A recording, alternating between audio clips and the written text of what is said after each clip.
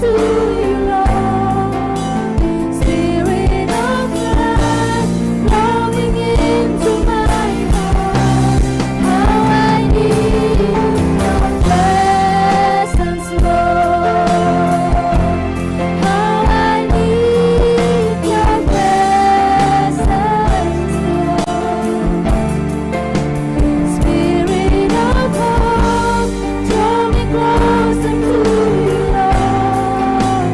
Spirit of God, flowing into my heart as I worship you.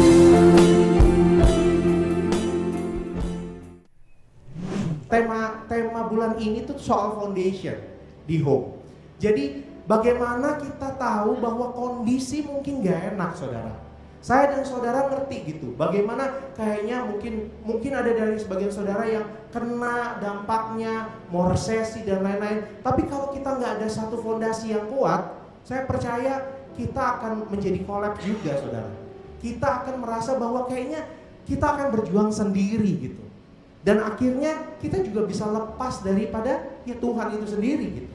Bahkan Tuhan sudah menjadi fondasi kita. Nah, hari inilah yang kita mau sampaikan bahwa tema tahun ini buat gereja kita soal outreach, dan bulan ini kita ngomongin soal foundation. Menuju khotbah saya kasih judul yang namanya benih. Kenapa benih? Karena ada dalam sebuah perumpamaan yang bagus sekali, Markus 4. Jadi Markus 4 ini kalau saudara baca dari Markus 1 sampai 3, perjalanan murid Kristus, muridnya Yesus waktu bersama Yesus sendiri itu melakukan mujizat demi mujizat. Tapi saya fokus kepada Markus 4, saudara. Oke, kita coba baca sedikit, saudara ya.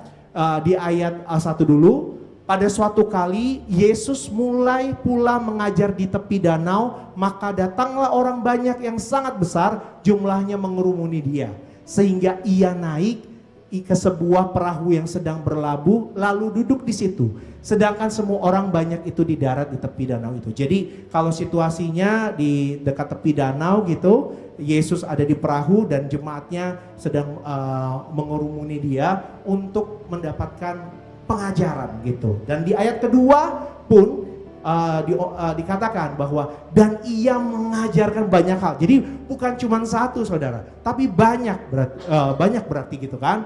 Dan perumpamaan kepada mereka dalam ajar-ajar itu ia berkata kepada mereka, dengarlah, ini kata-kata perintah.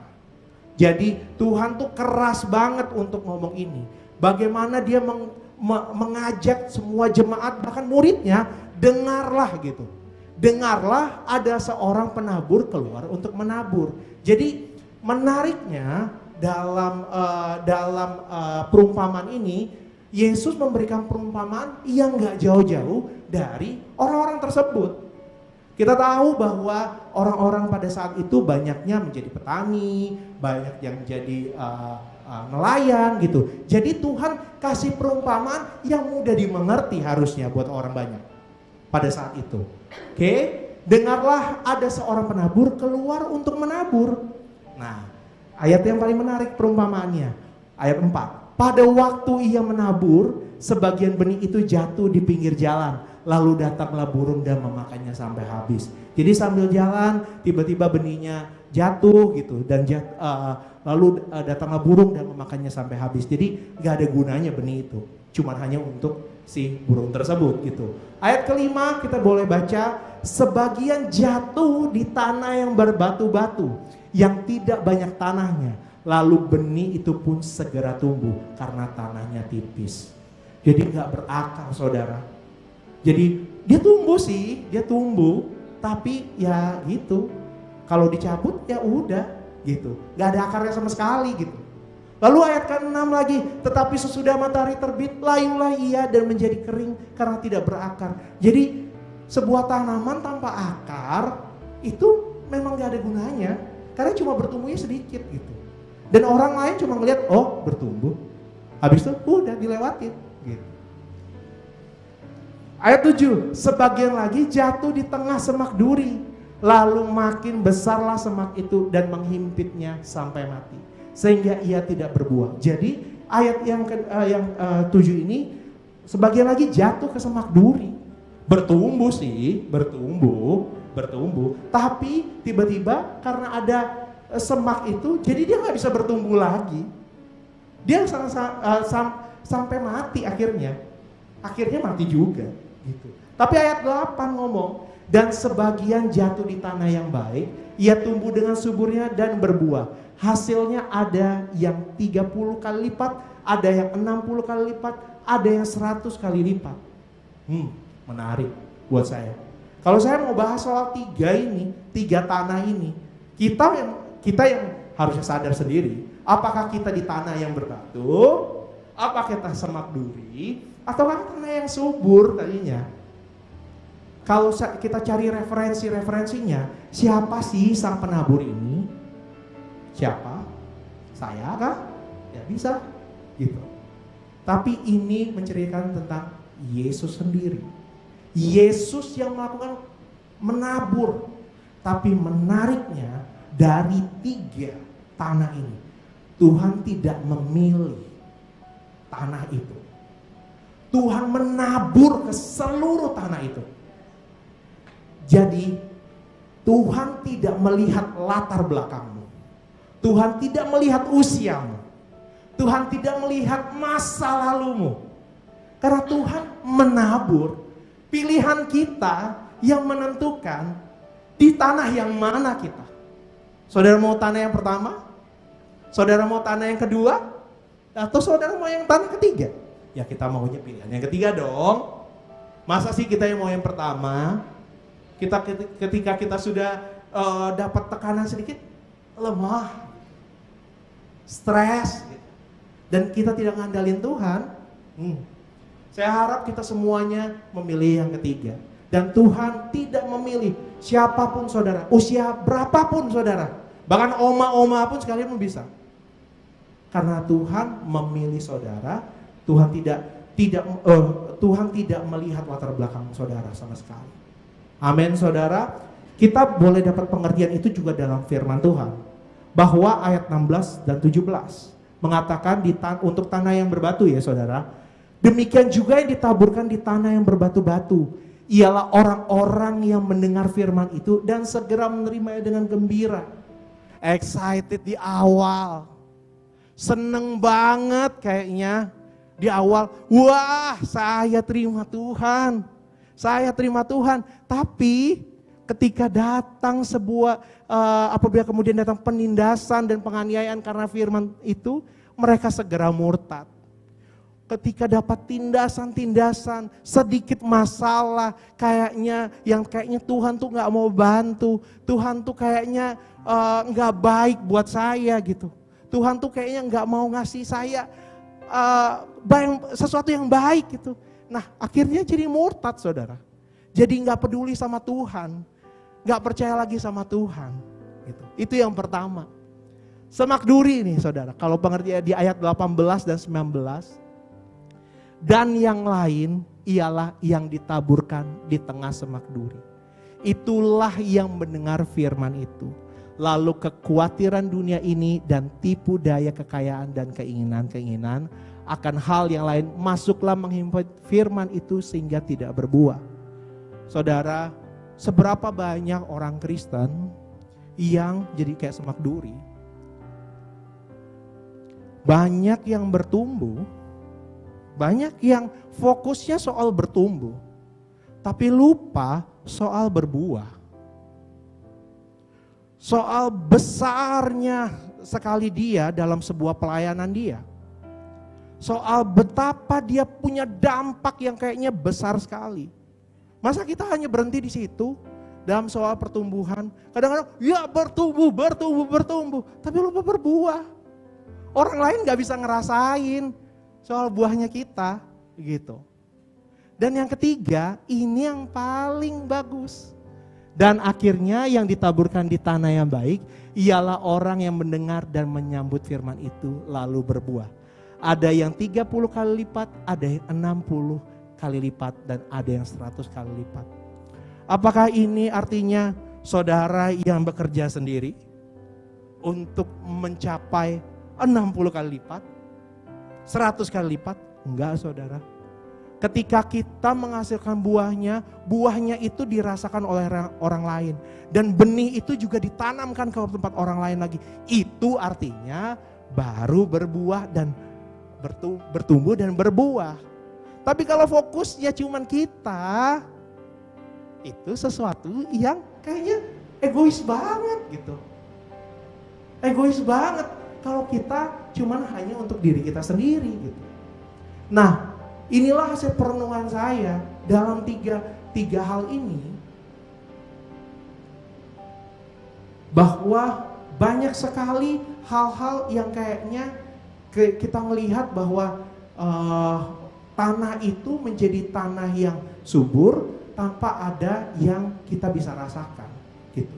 Tanah subur, tumbuhannya bertumbuh, tapi kita mau juga jadi berbuah dalam hidup kita. Amin. Sedikit loncat lagi, balik lagi flashback, saudara. Wah, di ayat 9. Jadi tadi saya loncat dan sekarang balik lagi ke 9. Jadi waktu kasih perumpamaan, maka murid-muridnya kita baca dia. Dan katanya, siapa mempunyai telinga untuk mendengar, hendaklah ia mendengar. Jadi Tuhan waktu itu ngingetin gitu kepada mereka. Nah, menariknya. Dari ayat Markus 1 sampai 3. Kalau saudara lihat, muridnya ikut sama Yesus. Yesus mengadakan mujizat-mujizatnya gitu. Tapi ketika ia sendirian, pengikut-pengikutnya dan ke-12 murid itu menanyakan dia tentang perumpamaan itu. Bayangkan, muridnya waktu datang, dia nggak ngerti juga soal perumpamaan itu. Untungnya Tuhan gak jawab loh kayak anak-anak sekarang. Kamu nanya, kamu bertanya-tanya, nggak gitu kan? Gitu. Untungnya Tuhan tuh elegan jawabnya. Dia jawabnya adalah, kepadamu telah diberikan rahasia kerajaan Allah. Wih, kerajaan Allah, rahasia kerajaan Allah, apa itu? Sebuah rahasia yang kayaknya faktanya yang cuman Tuhan kasih. Kalau saudara nanti kita baca di bawahnya, Tuhan Yesus tuh kasih cuman kepada inner circle-nya loh. Kepadamu telah diberikan rahasia kerajaan Allah, tetapi kepada orang-orang luar segala sesuatu disampaikan dalam perumpamaan, supaya sekalipun melihat mereka tidak menanggap, sekalipun mendengar mereka tidak mengerti, supaya mereka jangan berbalik dan mendapat ampun. Betapa inner circle-nya Tuhan itu menjadi tempat dia menceritakan rahasia kerajaan Allah. Rahasia kerajaan Allah itu apa? Itu berbicara tentang kehadiran diri Yesus ke dunia untuk membawa dan mendatangkan keselamatan. Bayangkan kita sudah dikasih tahu berita baik ini. Yesus tuh hadir buat saya dan saudara untuk ngasih tahu orang lain lagi dalam inner circle-nya kita bahwa Yesus adalah Tuhan dan Juru Selamat. Tuhan tuh datang untuk nebus kita yang berdosa ini. Kok kita egois banget kalau kita nggak nyampein ke orang lain? Sehingga kalau kita lihat, kita coba renungkan juga bahwa rahasia ini sudah diberitahukan kepada kita. Tapi kok kita nggak kasih tahu ke orang lain? Itu egois. Dan kekristenan itu menceritakan tentang maksud kedatangan Yesus itu sendiri. Kekristenan akan mati, saudara. Kekristenan akan mati kalau berita baik itu cuma berhenti sampai kita. Kekristenan akan selesai. Kekristenan akan stagnan kalau cuma berhenti di kita saja.